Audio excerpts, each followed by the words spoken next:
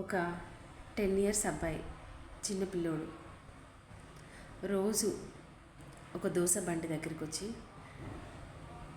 కూర్చొని చాలా హడావుడిగా చాలా జనం ఉన్న టైం వరకు వెయిట్ చేసి ఆ టైం వచ్చాక వెళ్ళి దోశ తీసుకొని తినేసాడట.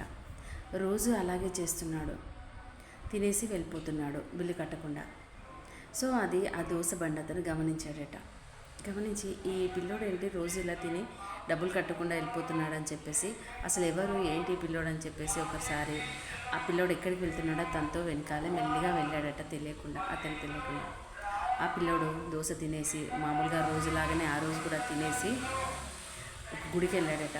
వెళ్ళి అక్కడ గుడిలో భగవంతుడితో ఇలా చెప్తున్నాడట, స్వామి, రోజు ఆ దోశ బండి దగ్గర చాలా జనాలు ఉండాలి, అలా అయితేనే నేను రోజు ఒక దోశ తినగలుగుతాను కదా, చాలా జనం ఉండేలాగా చూడు స్వామి అని చెప్పి దండం పెట్టుకొని వెళ్ళిపోయాడట. ఇదంతా ఆ దోశ బండి అతను చూశాడు. చూసి అసలు ఏమనాలో అర్థం కాలేదట.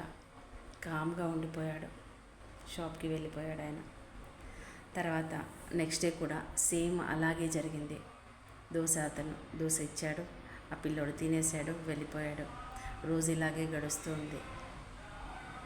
ఆ దోశ అతను కామ్గా దోశ ఇస్తున్నాడు, ఈ పిల్లోడు తినేసి వెళ్ళిపోతున్నాడు.